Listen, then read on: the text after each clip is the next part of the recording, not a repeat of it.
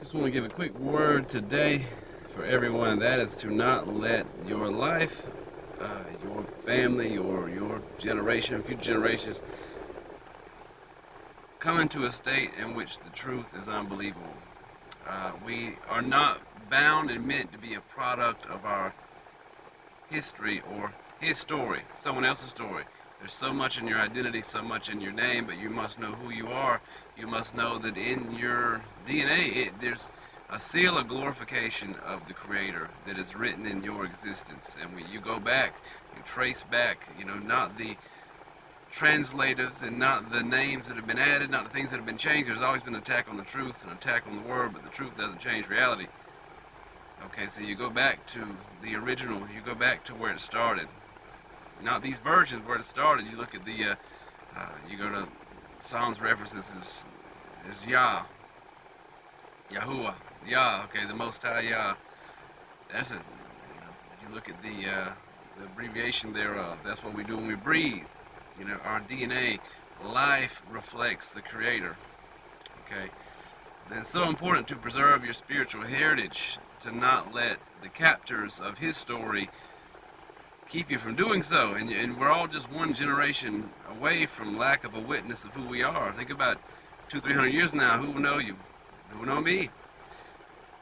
That's why we have a Creator that is much bigger than our problems, and we must teach our children to turn to that Creator and turn to the original Father, not the implications and narratives and agendas of His story, and not the narratives and agendas of current man, not that in the physical.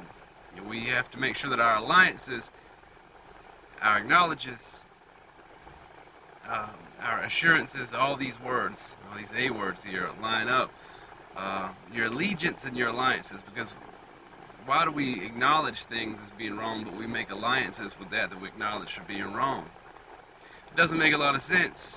So again, the truth is unbelievable, and many people are stubborn and they don't want to learn, they don't want to know, they don't want to be taught. So what you receive peace from, that is your assurance. It must align with what you are in alliance with and what you acknowledge. See, we're not bound by confusion. We're not meant to be double-minded in states of disarray. There's an anatomy for ignorance, and that is a stubborn and closed mind, a hardened heart, and a closed mouth. So we need to make sure that we're aware so we're not held captive, and our future generations aren't held captive.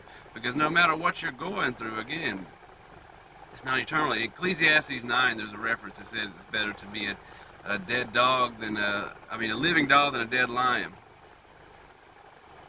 And it says no evil, there's no new evil under the sun. Judgment falls upon all. So whatever you're letting distract you in this one chance of a lifetime here, whether it's maybe you're a dead lion, you're dead in your thoughts, you're dead because you don't want to grow, dead because you don't want to learn, dead in pride.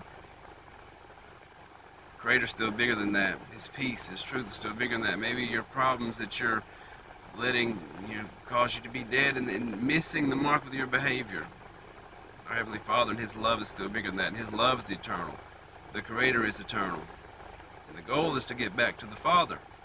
So remember these things, and there's some things we need to do as a society, and that we need reminding, we need appropriate reminders, because we need to remind who we are, because that's the goal and game of the enemy: distract, blind, program, give narratives that make one forget who they are.